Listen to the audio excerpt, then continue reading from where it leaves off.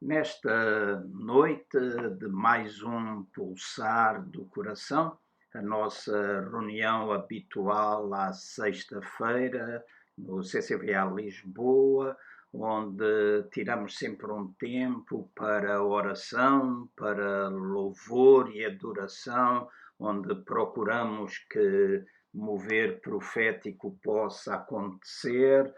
Estudamos também a palavra de Deus. É um tempo sempre de busca da intimidade com Ele, e também de não somente falarmos e apresentarmos as nossas petições para Ele, mas também permitirmos que Deus possa falar conosco. Tem sido sempre um tempo de veras enriquecedor para todos nós que costumamos estar presentes, na impossibilidade de o fazermos fisicamente, como todos nós sabemos, e devido à situação que estamos a viver, optamos por fazer o nosso pulsar do coração desta forma.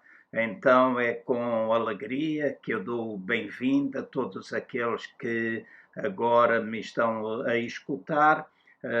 Como tem sido pedido frequentemente, gostaria que vocês pudessem, de alguma forma, dar a conhecer que estão presentes, darem a vossa saudação, querendo dizer que de onde é que vocês nos estão a escutar, e podem fazer isso através do chat, através dos comentários. Se tiverem também alguma pergunta, essa pode ser feita diretamente aqui, mas também poderá ser enviada alguma mensagem privada para o perfil do CCVA Lisboa, ou mesmo através do YouTube, e logo que seja possível nós iremos responder. Ao longo deste tempo, nós temos duas sextas-feiras, aliás, três, esta é a última. Nós temos vindo a estudar um pouquinho nas três sextas-feiras anteriores acerca do fim dos tempos, e também procurar o enquadramento histórico do Evangelho segundo São Mateus no capítulo 24. Nós estamos a falar de revelação profética, e precisamos enquadrar os diferentes acontecimentos. Tem havido muita discussão, tem havido muito vídeo, muitas pessoas que estão a falar acerca do Covid-19, apontando este como mais um sinal da vinda de Jesus, e estão a ir buscar algumas passagens, creio que descontextualizadas do contexto bíblico, tal e qual como já foi feito anteriormente. Eu acredito, e já disse, acredito em tudo aquilo que a palavra de Deus diz, acredito naquilo que está escrito acerca da segunda vinda de Jesus Cristo. Portanto, eu sou alguém que acredita que Jesus Cristo voltará outra vez fisicamente num tempo determinado por Deus, e que nenhum de nós é capaz de dizer quando. Há de facto sinais que são apontados como a possibilidade de ele estar a vir rapidamente. Há sinais que as pessoas têm utilizado e que vêm descritos principalmente no capítulo 24 de Mateus, que as pessoas descontextualizam da situação que estava a viver. E fala-se muito acerca dos últimos dias. Deixem-me tornar claro, e vou ser mesmo muito breve, porque não quero tomar tempo nesta noite para falar acerca daquilo que já falámos anteriormente. Os vídeos estão disponíveis e poderão ir atrás, procurar, e se quiserem seguirem este ensino. que é demasiado vasto e quase que impossível, porque teríamos de entrar em muitas outras áreas e que não é o objetivo. O objetivo para mim é falar acerca do que é que a Bíblia ensina acerca daquilo que nós chamamos últimos dias e o que é que a Bíblia ensina acerca daquilo que são os sinais que vêm descritos em Mateus 24 e que as pessoas os transportam para o fim do mundo, para o dia que antecederá a vinda, os dias que antecedarão a vinda do Filho de Deus, de Jesus, para se encontrar com a sua igreja. Em primeiro lugar, eu gostaria de relembrar, e uma vez mais, bem-vindo a todos, comentem, digam de onde é que vocês são, se houver questões, apresentem-nas e vamos ter um tempo fantástico. Eu espero que cada um de vocês possa ter esferográfica, lápis, um papel para tomar notas, depois, como os vídeos estão disponíveis, sempre que vocês quiserem, poderão ouvi-lo de forma a perceber, de forma a compreender um pouco mais acerca das Escrituras. É importante nós estudarmos, não é importante somente nós ouvirmos e depois continuarmos falar coisas para que nós não estudamos. Eu creio que há necessidade da palavra de Deus de facto modificar, de transformar nossa vida e isso também vai levar-nos a compreender muitas coisas que hoje acontecem. Então, eu falei que quando nós falamos acerca de últimos dias, os últimos dias começaram com a vinda de Jesus, o Filho de Deus. Está escrito que no passado Deus falou de muitas maneiras, mas agora, ou nestes últimos dias, Jesus é de facto a forma ou a manifestação pela qual Deus fala conosco. Então, desde o surgimento de Jesus, ao seu nascimento e através do seu ministério, nós podemos dizer que os últimos dias começaram naquela altura e se de facto se prolongarão até ao último dia, o dia em que ele voltará novamente para o estabelecimento eterno do seu reino. Depois, nós temos mais expressões, e são muitos os versículos que apontam para isso, esta expressão ser usada em alguns acontecimentos, falando daquilo que normalmente as pessoas usam e falam de últimos dias e apontam Mateus capítulo 24, mas eu disse que é importante nós vermos o contexto onde as passagens estão inseridas.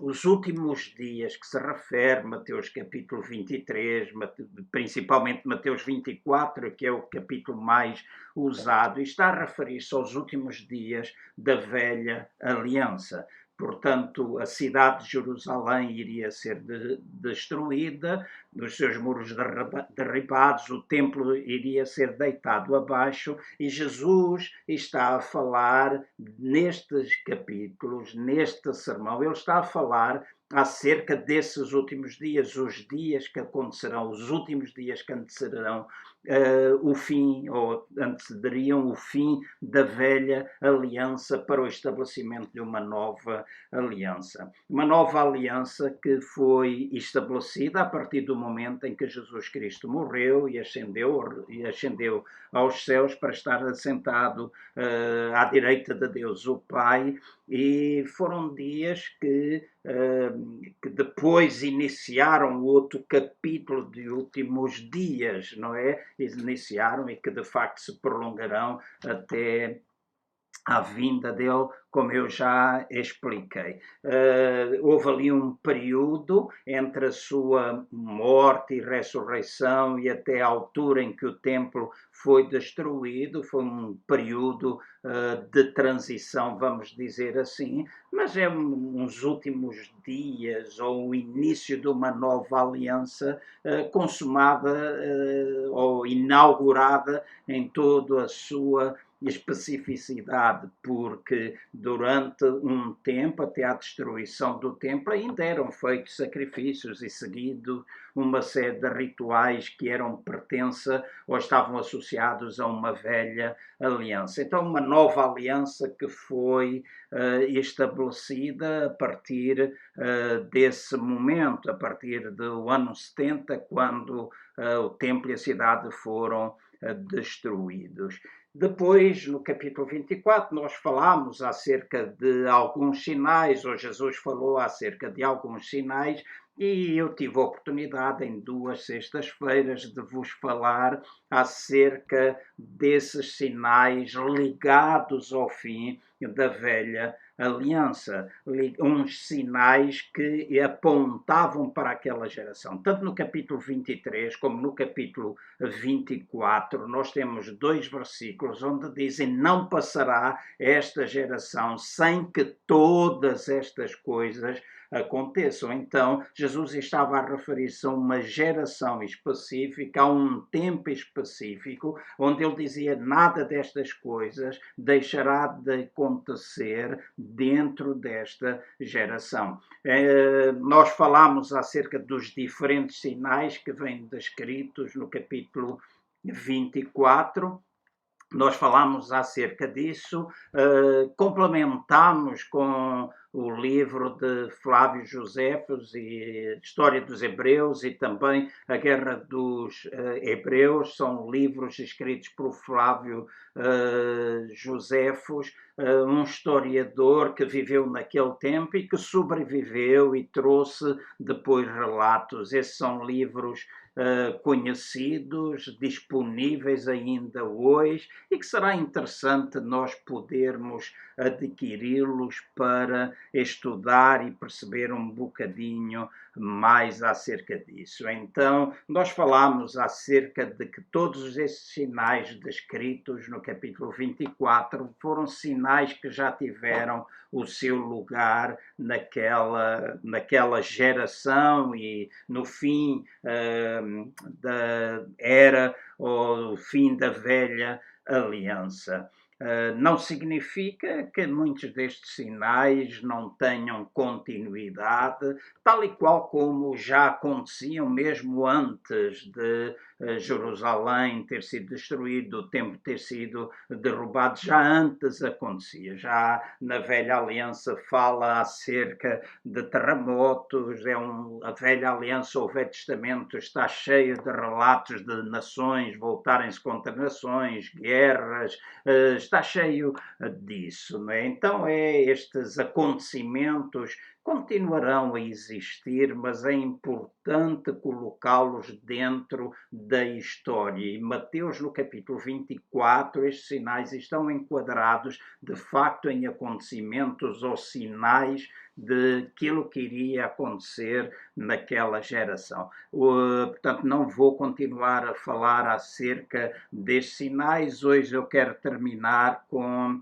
aquilo que está escrito no Evangelho segundo São Mateus, no capítulo 24, entre o versículo 15 e o versículo 21, e também vou procurar ler Lucas no capítulo 21, a partir do versículo 21 até o versículo 24. Eu vou ler-vos, peço que vocês possam pegar também nas vossas Bíblias e acompanhar e seguirem a leitura que eu vou fazer, ou então acompanhem-me para nós depois desenvolvermos o tema, falando um pouco acerca daquilo que muita gente hoje fala, acerca da grande tribulação. Em Mateus, então, no capítulo 24, entre o verso 15 e o verso 21, diz assim: quando vocês virem o sacrilégio terrível do qual falou o profeta Daniel no lugar santo, quem lê entenda. É importante falar, eu faço aqui um pequeno parênteses, quando nós enquadramos, ou se queremos enquadrar em termos históricos Mateus 24, nós não podemos dissociar daquilo que o profeta Daniel declarou e falou acerca das 70 semanas. Quando nós contamos os anos em termos históricos, é importante. Eu sei que há muita divisão neste sentido, ou alguma divisão, há dois grupos, vamos dizer, em termos teológicos. Eu enquadro-me num, não tenho receio de assumir, eu acredito e creio, por aquilo que é resultado do meu estudo ao longo de vários anos, que as 70 semanas estão cumpridas. Há quem diga que não, que se cumpriram 69 semanas e agora há um período. 70 semanas eram períodos de 7 anos, ou seja, 70 semanas vezes 7 correspondia a 490 anos. Há quem diga que houve 69 semanas e que esta última semana irá acontecer ou ter lugar quando a igreja for arrebatada, estiver na presença de Deus, as chamadas bodas do Cordeiro, um período de 7 anos. Eu não creio assim, não entendo assim, estudei muito a palavra de Deus, não vou falar acerca disso, eventualmente, alguma altura, nós poderemos falar na igreja, já o fiz há alguns anos atrás, por 2 vezes. Este é assunto de estudo e de forma séria nós apresentamos as várias correntes teológicas e procuramos, à luz da palavra de Deus, através de factos históricos, chegar a alguma conclusão. Nós não o fazemos de forma banal, não fazemos com falta de seriedade. Nós queremos de facto estudar a palavra de Deus e termos convicções. Eu sei que há muita gente que diz que estas coisas não são importantes, que não devemos perder tempo com isto, mas eu costumo dizer que esta é uma das doutrinas fundamentais da nossa fé. Se nós não tivermos uma compreensão dos dias que antecederão a vinda de Jesus, provavelmente nós viveremos sem foco, sem propósito. Muita gente vive sempre com uma mentalidade de escape, quando na realidade a nossa mentalidade deve ser uma mentalidade de conquista. Então, Mateus 24, no versículo 15, nós vemos este tempo ser associado àquilo que Daniel dizia. Então, no versículo 16 continua dizendo assim: então, os que estiverem na Judeia, fujam para os montes. Quem estiver no telhado de sua casa, não deixa para tirar dela coisa alguma. Verso 18. Quem estiver no campo, não volte para pegar o seu manto. Versículo 19. Como serão terríveis aqueles dias para as grávidas e para as que estiverem amamentando. Orem para que a fuga de vocês não aconteça no inverno nem no sábado, porque haverá então grande tribulação, como nunca houve desde o princípio do mundo até agora, nem jamais haverá. Eu vou agora convidar-vos a abrirem Lucas no capítulo 23 e lerem ou acompanharem-me entre o versículo 20 e o versículo 24. Diz assim: quando virem Jerusalém rodeada de exércitos, vocês saberão que a devastação está próxima. Então os que estiverem na Judeia, fujam para os montes, os que estiverem na cidade, saiam, e os que estiverem no campo, não entrem na cidade, pois esses são os dias da vingança, em cumprimento de tudo o que foi escrito. Verso 23. Como serão terríveis aqueles dias para as grávidas e para as que estiverem amamentando. Haverá grande aflição na terra e irá contra este povo. Depois, no verso 24, diz assim: cairão pela espada e serão levados como prisioneiros para todas as nações, Jerusalém será pisada pelos gentios até que os tempos deles se cumpram. Então, estas são as duas passagens que eu quero utilizar para desenvolver aquilo que partilho, falando um pouquinho acerca da grande tribulação, como Mateus 24 descreve. Volto outra vez a citar o versículo 34, que nós não lemos, o versículo 36 de Mateus 23 também expressa isso. Não passará esta geração sem que todas estas coisas aconteçam. Então, dentro daquilo que está escrito e através dos versículos que nós acabamos de ler, eu creio que é inapropriado nós interpretarmos estas coisas retirando-as do contexto onde elas estão inseridas, ou vamos dizer, do contexto do primeiro século e da sua aplicação óbvia ao templo e à nação judaica. Defender, como eu disse há pouco, que estas profecias ainda não se cumpriram, creio que não é correto fazermos assim, porque Jesus estava a falar e deu bastantes detalhes acerca daquilo que iria acontecer naquele tempo. Diz uma das expressões utilizadas no versículo 15, é quando vocês virem a desolação, quando vocês virem a abominação da desolação, estar no lugar santo. Então estava a referir-se de uma forma bem clara que este seria um acontecimento que tinha a ver com a destruição do templo. E eu creio que a verdadeira desolação, ou a verdadeira causa da desolação, encontrava-se no facto, ou estava profundamente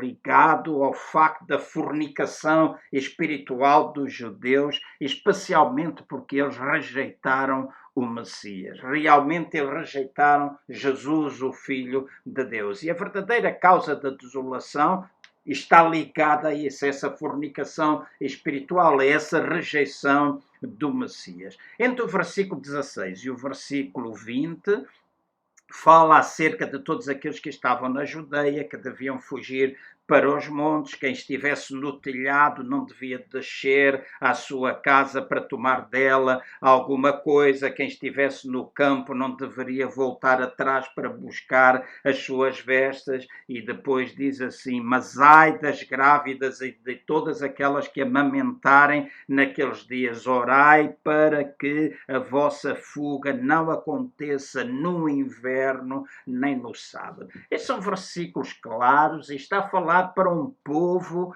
específico, está a falar para a nação de Israel, está a falar para o povo de uma velha aliança. Eu já disse, quando nós lemos os chamados evangelhos, Mateus, Marcos, Lucas e João, o povo a quem era falado e ditas coisas era um povo ainda pertencente a uma velha aliança. A única pessoa que já vivia, vamos dizer, numa nova aliança e que era aquele que vinha estabelecê-la, era a pessoa de Jesus Cristo. Então, Jesus veio, está escrito que ele cumpriu toda a lei, nele se cumpriram todas as coisas e ele agora falava, ele agora dava instruções àquele povo judaico, aquele povo, ele fez-lhe alguns avisos e fez-lo com 40 anos, vamos dizer, de antecedência da destruição do templo e da destruição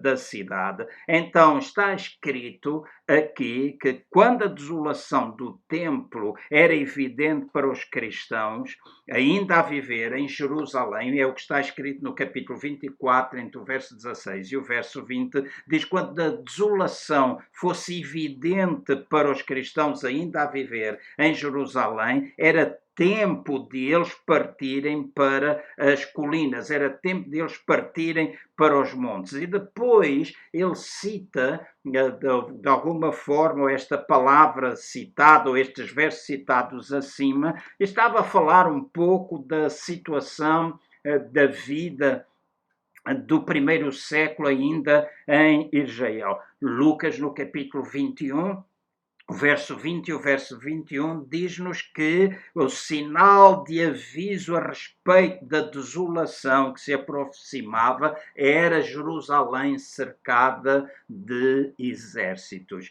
Se nós olharmos para livros históricos, a questão que nós, e principalmente para os livros escritos por Josefos disse-nos, ou diz-nos num dos seus livros, que tal só foi possível para o povo fugir para as montanhas, porque Céstitos e os seus exércitos, de uma forma súbita, eles dispersaram, bateram em retirada, sem explicação alguma. Então isso tornou possível o povo fugir. Continuando os seus relatos no livro Guerra dos Judeus, Josefos declara que os cristãos judeus, baseados nos avisos de Jesus, e que vêm relatados em Lucas, no capítulo 21, do verso 23, o verso 24, diz que eles fugiram para as montanhas de Pereia e escaparam da sua destruição. Então, Josefos afirma que esta foi alguma coisa que aconteceu naquele tempo. Eles fugiram para as montanhas, os exércitos que rodeavam a cidade, e este tinha sido o aviso: quando vocês virem a cidade rodeada, então é tempo de vocês saírem. Josefos diz que essa foi a razão por que eles escaparam. Então, os limites, por causa dos limites da tradição farisaica, e aquilo que a tradição farisaica colocou na distância a ser percorrida, viajar, e este é um versículo que é usado, viajar durante os meses de inverno ou no sábado, significaria uma aflição indevida para todos aqueles que escapassem. Então os judeus atentaram para o aviso dos judeus cristãos, atentaram para o aviso de Jesus muito antes do exército de Tito, que foi enviado do Egito pelo seu pai para subjugar a Judeia. Diz que eles atentaram, os judeus cristãos, eles atentaram, aqueles que tinham aceito Jesus como o Messias. E então é natural que todos aqueles que rejeitaram Jesus como Messias, rejeitaram-no também como profeta. E ao terem rejeitado como profeta, eles não atentaram para aquilo que foi dito acerca dos dias que antecediam o fim da velha aliança e que antecederia também a destruição do templo e a queda da cidade, derrubar dos muros da cidade. Eles não prestaram atenção para todo o aviso detalhado. Josefos, ele registra assim: os que estavam dentro da cidade foram impedidos de escapar, não apenas pelo inimigo, mas também pelos zelotes dentro da cidade. Ou seja, os judeus que ficaram dentro da cidade, eles foram mortos. Calcula-se que naquela altura o número de mortos entre os judeus foi de aproximadamente 1 milhão. E muitos milhares, de acordo com o que está escrito no versículo 24 de Lucas 21, muitos milhares foram levados como escravos. Então, as atrocidades cometidas eram inefáveis. O aviso foi dado 40 anos antes para eles fugirem para as montanhas quando a cidade santa fosse rodeada de exércitos. Os que ficaram, os que não prestaram atenção a isso, eles passaram por uma miséria indescritível. E José relata, inclusive num dos seus livros, um incidente muito interessante.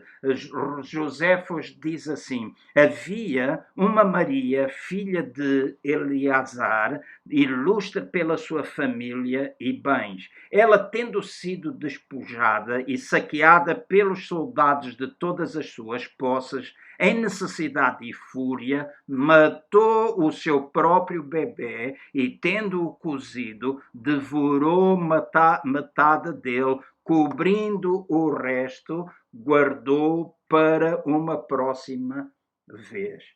Notem, este é um relato de um facto, e é um relato de José de um facto que aconteceu. Uma mulher que tinha posse, que foi despojada de todos os seus bens, ela foi capaz de matar o seu filho, cozer, comer parte dele e depois guardar para uma outra altura. Então, séculos antes, Deus avisara Israel de tudo aquilo que aconteceria se eles renunciassem à aliança. Está escrito e é bom vocês depois estudarem Deuteronômio no capítulo 28, versículo 53, o versículo 55, Jeremias capítulo 19, no versículo 9.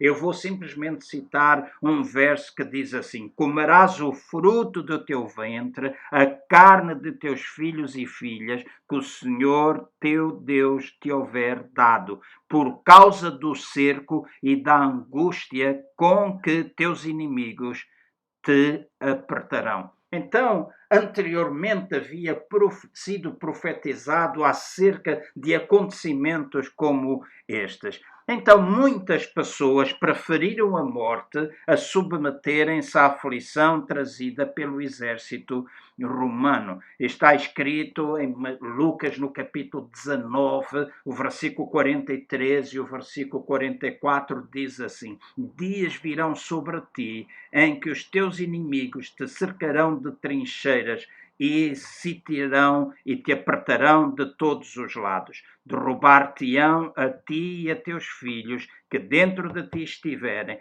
Não deixarão em ti pedra sobre pedra, porque não reconhecestes o tempo da tua visitação. Então é claro que estes versículos e a descrição que nós temos no Evangelho segundo São Mateus, no capítulo 24, tornam claro que Jesus estava a descrever um evento local e que tinha uma limitação de tempo. E estava limitado também à Palestina. E não está aqui a falar nada ou absolutamente nada acerca dos tempos que antecederiam, ou isto não está associado àquilo que nós conhecemos e chamamos e será a realidade de uma segunda vinda de Jesus. É importante também nós percebermos que a Bíblia fala acerca de várias formas da vinda de Jesus até à sua igreja. Há uma primeira vinda, e que nós reconhecemos quando Jesus nasceu, reconhecemos de uma segunda vinda em que ele voltará, mas a Bíblia também utiliza a expressão de Jesus vir até à sua igreja, ou de Jesus fazer visitação. Então precisamos entender dentro de cada capítulo a linguagem e a forma como esses termos são usados ou enquadrados. Então aqui não está a referir-se ao tempo que antecede o encontro de Jesus com a sua igreja, com os eleitos, com todos nós na nossa geração ou em alguma geração futura. Porque naquele tempo, ou nesse tempo em que Jesus virá, não haverá necessidade de nós fugirmos para as montanhas. Então é importante nós não papaguearmos simplesmente aquilo que nós ouvimos, que às vezes é passado de geração em geração, sem de facto atentarmos para aquilo que está escrito na palavra de Deus e localizarmos as coisas. Então este versículo 21, que falava ou fala acerca de uma grande tribulação como nunca tinha existido anteriormente e que não voltaria a acontecer jamais. E uma razão que é dada para a crença de que a grande tribulação ainda é um evento futuro, é uma declaração que eu creio que não está fundamentada no Evangelho de Mateus, no versículo 21, 21 a respeito de uma grande aflição como nunca houve desde o princípio do mundo até agora, nem haverá jamais. Há quem diga que aquilo é somente para aquele tempo e que também tem uma extensão futura. Eu volto a dizer, os tempos da tribulação estão presentes, nós passamos por tribulação, há problemas em todo o mundo, quem vive debaixo de guerras passa por grandes tribulações, mas usando a Bíblia, usando a palavra de Deus como nosso guia, nós podemos perceber que a linguagem usada por Jesus no capítulo 24 de Mateus, no versículo 21, é aquilo que normalmente nós chamamos uma figura de discurso. Um termo mais profundo é como uma hipérbole. E esse tipo de linguagem é usada muitas vezes ao longo das Escrituras para descrever tempos de grande julgamento, tempos de calamidade e também de distinção entre governo. Se nós olharmos para as Escrituras, e volto outra vez a dizer, para fundamentarmos tudo, nós precisamos de ter vários versículos da Bíblia para que aquilo que nós afirmamos possa ter base, possa ter fundamento. Se nós olharmos para a 2 de Reis, no capítulo 18, no versículo 5, nós vamos encontrar este tipo de linguagem, esta hipérbole, esta forma, esta figura de discurso usada por Jesus neste tempo de Mateus 24, mas em muitas outras situações nas Escrituras é usada. Diz assim, no versículo 5 de 2 de Reis 18, Ezequias confiou no Senhor, Deus de Israel, de maneira que depois dele não houve seu semelhante entre todos os reis de Judá, nem entre os que foram antes dele. Aqui está, é uma linguagem a ser usada para distinção de governo. No capítulo 23 de 2 de Reis também, no versículo 25, nós lemos assim, nem antes nem depois, e agora está aqui a apontar Josias, houve rei que lhe fosse semelhante, que se convertesse ao Senhor de todo o coração, de toda a alma e de todas as forças, conforme toda a lei de Moisés. Então, é fácil nós percebermos que a fraseologia aqui usada é, de facto, é óbvia que é proverbial, é uma hiperbólica, é uma linguagem que faz distinção entre governos, entre pessoas, dizendo que nunca houve nem nunca haverá. Se nós verificarmos também vários versículos da Bíblia, e eu vou ler, eu vou citar, eu peço que vocês tomem nota do capítulo, os versículos, depois leiam, mas acompanhem a leitura que eu vou fazer. Há vários versículos onde esta linguagem, esta hipérbole é usada, a mesma que foi usada para Jesus em Mateus 24, é usada noutras passagens referindo a julgamento e calamidade. Vejam Êxodo no capítulo 10, no versículo 14, está escrito assim: tão numerosos foram os gafanhotos que antes destes nunca houve tantos, nem depois deles virão outros assim. Está aqui a falar uma linguagem comparativa de alguma calamidade que surgiria, de alguma calamidade, algum julgamento que viria. Em Êxodo, no capítulo 11, no versículo 6, diz assim: haverá grande clamor em toda a terra do Egito, como nunca houve, nem jamais haverá outra vez uma linguagem ligada à calamidade, a clamor, a julgamento, fazendo esta comparação, não é assim? Farei de ti o que nunca fiz e o que jamais farei por causa de todas as tuas abominações. É o que está escrito em Ezequiel no capítulo 5, no versículo 9. No Daniel, no capítulo 9, no versículo 12, diz assim: Nunca debaixo de todo o céu aconteceu como em Jerusalém. E o último versículo que eu quero ler é Joel, no capítulo 2, no versículo 2, onde diz assim, e este está a apontar alguma coisa, diz assim, dias de trevas e de escuridão, dias de nuvens e de trevas espessas.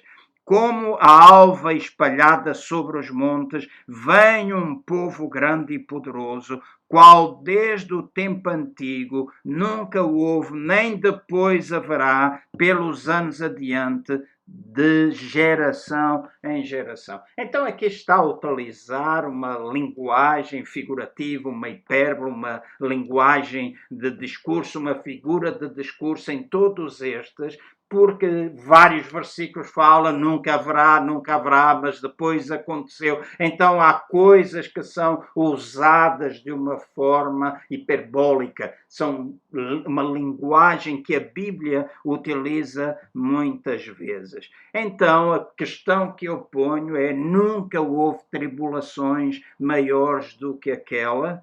Em termos de razões para o período da tribulação do ano 70 depois de Cristo, não tem havido tribulações maiores.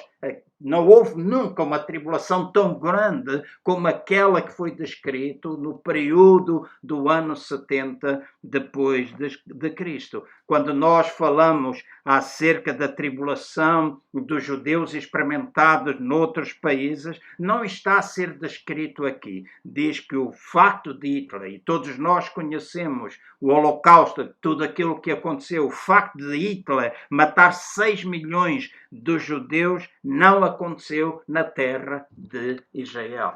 Não aconteceu na terra de Israel. Então é importante nós podermos enquadrar este tempo. Tribulações nós vamos ter, mas quando está aqui a falar desta grande tribulação, está de facto a referir-se a um tempo específico, a um povo específico, uma época específica, está a falar para aquelas pessoas quem Jesus tinha avisado 40 anos antes de terem acontecido, pessoas que acabaram por fugir, aqueles que eram cristãos acabaram por fugir para as montanhas, mas aqueles que permaneceram dentro da cidade acabaram por ser mortos. 1 milhão, calcula-se, foi morto, milhares foram levados escravos. Então foi um tempo de uma tribulação enorme, um tempo de uma grande aflição. Então, eu termino este meu tempo, este meu ensino em relação a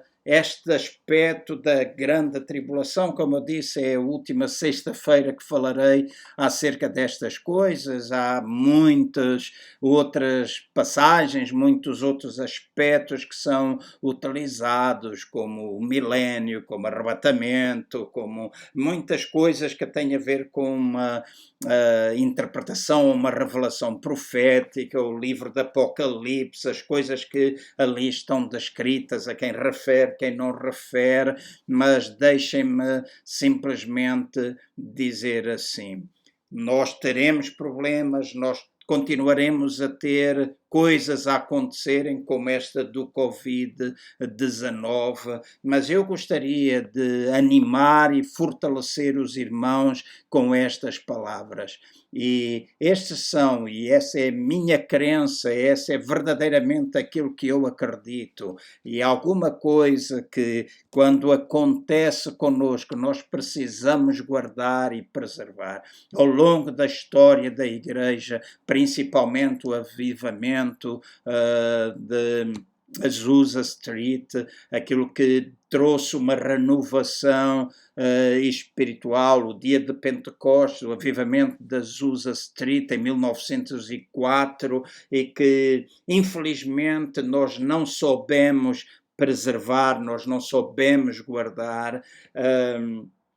É importante eu e vocês notarmos que estes sinais externos continuarão a acontecer, nós sofreremos alguns deles, como estes que nós estamos a viver, nós estamos nas nossas casas, nós estamos fechados, nós estamos privados de relacionamento, nós estamos privados de uma série de coisas às quais nós estávamos habituados. Quando agora for retirada este período ou este estado de emergência, eventualmente a forma de nós nos relacionarmos, pelo menos por um determinado período de tempo, será diferente. Há quem fale do perigo de novos picos. Eventualmente essas coisas poderão acontecer, como poderão não acontecer. Noutros países temos ouvido que quando foi removido o estado de emergência, porque as coisas estavam a melhorar, houve outra vez novos picos. Nós sabemos que este é um vírus, é um inimigo invisível, causa os seus danos, mas nós não temos de viver com medo. Mas é mais um sinal, é mais alguma coisa, como tantos outros sinais têm vindo a acontecer. O importante de declarar é que aqueles que Mateus 24 fala estão enquadrados dentro daquele específico tempo. No entanto, estes sinais ou estas coisas, a fome, continua acontecer. Eu sigo um site internacional que descreve o que vai acontecendo ao segundo. Há algum tempo atrás eu fui criticado porque coloquei no meu Facebook que já tinham morrido mais pessoas de fome, por exemplo, do que morreram com o Covid. Deixem-me dizer, a média de mortes de fome por dia são 28 mil pessoas. 28 mil pessoas são o nível da morte. Por exemplo, e eu estive a verificar isso há 3 dias atrás, e há quem diga, mas isso é importante, ele é sectário, ele é pastor, ele é evangélico, ele é contra. Eu não estou a falar se sou contra ou sou a favor, ninguém conhece aquilo que eu penso, podem conhecer através daquilo que eu digo. Mas eu quero dizer assim, desde janeiro até agora, já morreram mais de 12 milhões de seres humanos por causa do aborto. Já morreram mais de 2 milhões e 800 mil pessoas por causa da fome. Então, deixa-me dizer, estes problemas existem, naquele tempo existia, as guerras continuam. Nós hoje não ouvimos falar das guerras, porque as televisões ou os meios de comunicação social estão maioritariamente voltados para o Covid. Mas, deixa-me dizer, deixou de existir de guerras? Não deixaram de existir. Secretário-geral, o doutor Engenheiro Guterres, ele ainda no outro dia fez um apelo para que houvesse paz, para que houvesse trevas nas guerras entre nações. As coisas continuam a acontecer, pessoas continuam a morrer de gripe que não tem a ver com o Covid, e há mais mortes por gripe em Portugal do que há com o Covid. Então, nós não podemos baralhar as coisas, são coisas distintas. Há quem me diga, ok, mas a gripe de facto morre, as pessoas morrem, este é um inimigo invisível. Sim, eu não estou a dizer que nós não temos de respeitar aquilo que a Direção-Geral da Saúde decretou para nós, que nós temos de respeitar aquilo que o nosso governo. Não, eu também estou em casa, eu faço parte do chamado grupo de risco. Eu recebi uma mensagem que eu não deveria sair porque eu fui submetido a uma intervenção cirúrgica há 10 meses atrás, então o meu médico mandou uma comunicação para eu não sair. Então eu estou confinado em casa, mas no dia da liberdade eu posso sair, eu terei os cuidados, eu prestarei atenção a essas coisas todas, mas eu não quero de forma alguma que vocês pensam que nós temos de viver com medo, que nós devemos deixar de fazer as coisas que nós devemos fazer. Na igreja nós temos irmãos que em fé têm feito determinadas coisas e que têm continuado a ajudar, a igreja continua a ajudar famílias que, se não tiver a nossa intervenção, as pessoas ficam com fome. Então, se nós as ajudávamos antes do Covid-19, nós vamos continuar a ajudar. Então, há quem faça isso, nós continuamos a recolher alimentos, nós continuamos a fazer o nosso trabalho com as devidas precauções. Pode-se deixar à porta, pode-se avisar as pessoas, então as precauções podem acontecer. Sinais, este tipo de coisas continuará a existir até ao último dia. Vivemos os últimos dos últimos dias? Provavelmente sim. Nós não sabemos quanto tempo temos à frente, mas eu posso declarar que a vinda de Jesus está mais breve hoje do que estava ontem. É alguma coisa que nós precisamos prestar atenção a esse facto. Nós temos de estar conscientes de que ele voltará. Há pessoas que dizem, o que importa é estar preparado. É verdade, o que importa é estar preparado e preparado todos os dias, mas também precisamos entender, à luz das Escrituras e Atos dos Apóstolos, fala muito acerca de tempos de refrigério, tempos de grande colheita, tempos em que haverá alegria pela presença do Senhor. E se nós olharmos a igreja hoje, e quando eu digo igreja, não refiro simplesmente a nós, mas estou a referir à maior parte das igrejas no mundo. São igrejas que perderam o seu principal objetivo. E o seu principal objetivo, e esta foi a grande missão que Jesus entregou à sua igreja, é fazer discípulos de todas as nações. Não é meros convertidos, não é simplesmente nós fazermos ajuntamento, não é simplesmente nós nos alegrarmos porque estamos todos juntos. A igreja tem uma missão apostólica, tem alguma missão para cumprir. Isto vai passar pelo desenvolvimento das pessoas, passa por aquilo que nos é pedido para nós fazermos, é discípulos. Isso implica multiplicação, implica crescimento, implica nós investirmos na salvação e procurar que as pessoas possam conhecer a Jesus Cristo. As trevas aumentam sim, mas a luz aumentará. Eu costumo dizer, há dois tipos de igreja a conhecer a crescerem paralelamente. A igreja da Babilônia. Esta é uma figura utilizada em Apocalipse, creio que no capítulo 2,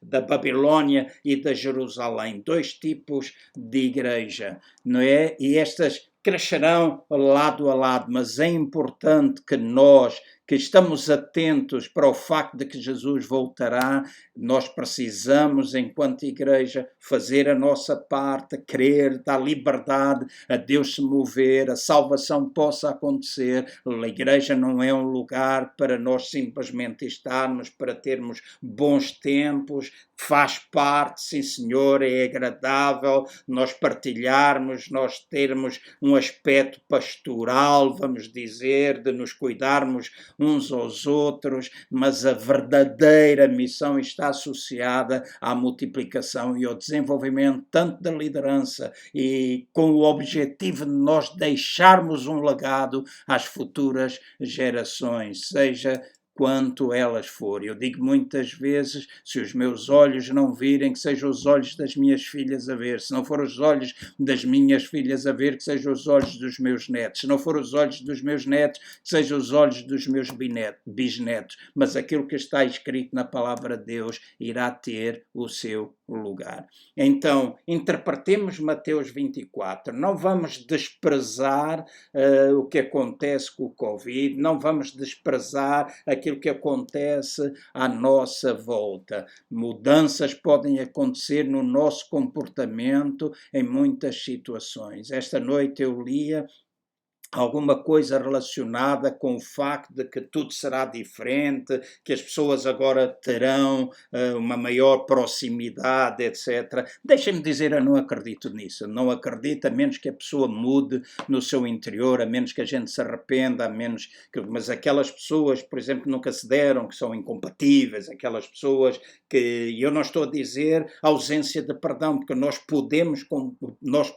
perdoar, mas há coisas que não estão ligadas connosco. Eu costumo dizer, eu posso andar desculpem, eu posso andar com todas as pessoas, mas eu não consigo construir com todas as pessoas, pelas evidências mais claras para todos nós. Acredito, sim, nós temos de ter o amor de Deus derramado em nossos corações, mas dizer agora tudo será diferente, tem dificuldade. Ouçam o estudo que eu tenho feito às segundas e quintas-feiras, principalmente o primeiro, quando eu falei de como fazer mudanças na nossa vida. A mudança pode acontecer quando nós também mudamos de atitude, quando mudamos de atitudes, mudamos de comportamento, mudamos de estilo da nossa vida, etc. São uma série de frases que eu deixo ali, que eu procurei desenvolver. Então, deixem-me dizer, atentemos para aquilo que está escrito, atentemos para a palavra de Deus, tentemos enquadrar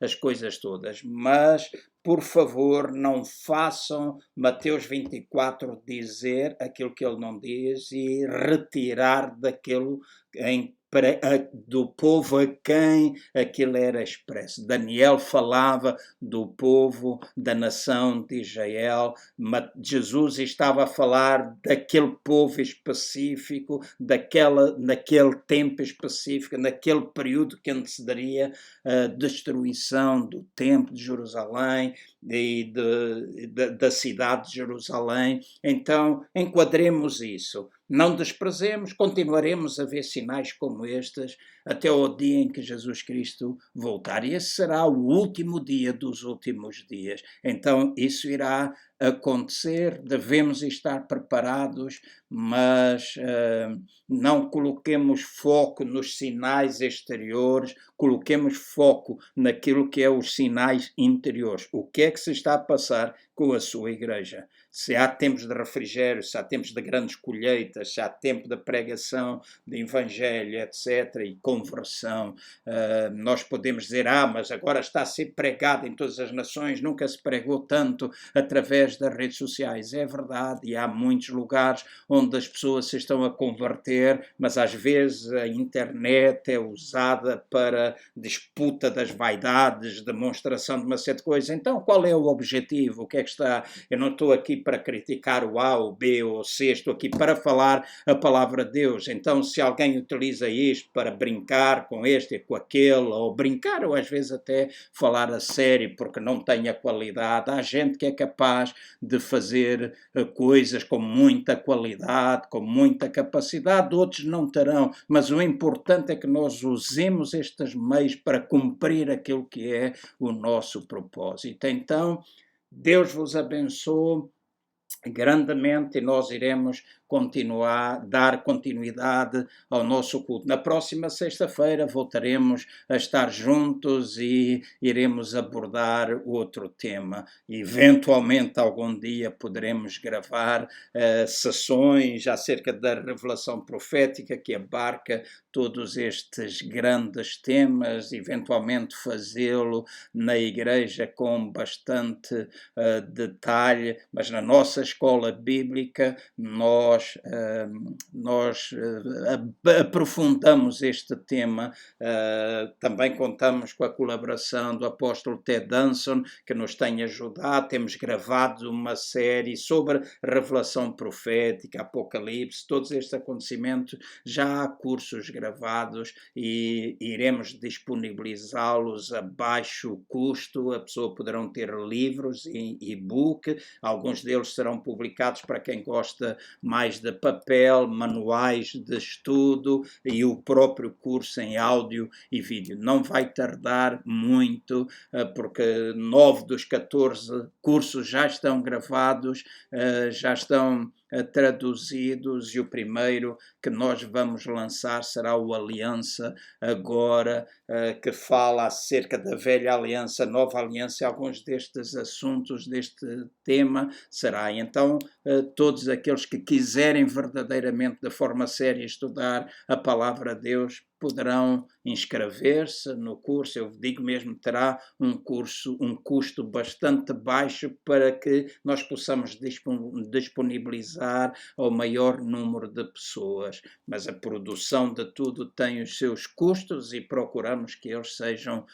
cobertos. Então, igreja, irmãos e amigos que me estão a escutar de outros lugares, que Deus continue a abençoar as vossas vidas, continuemos a estar ligados ao coração de Deus, procuremos estar atentos àquilo que Ele vai ministrando às nossas vidas, e esperamos em breve, Igreja CCVA Lisboa, estar juntos, partilharmos juntos, e isso será de grande alegria para todos nós e a todos os irmãos e amigos.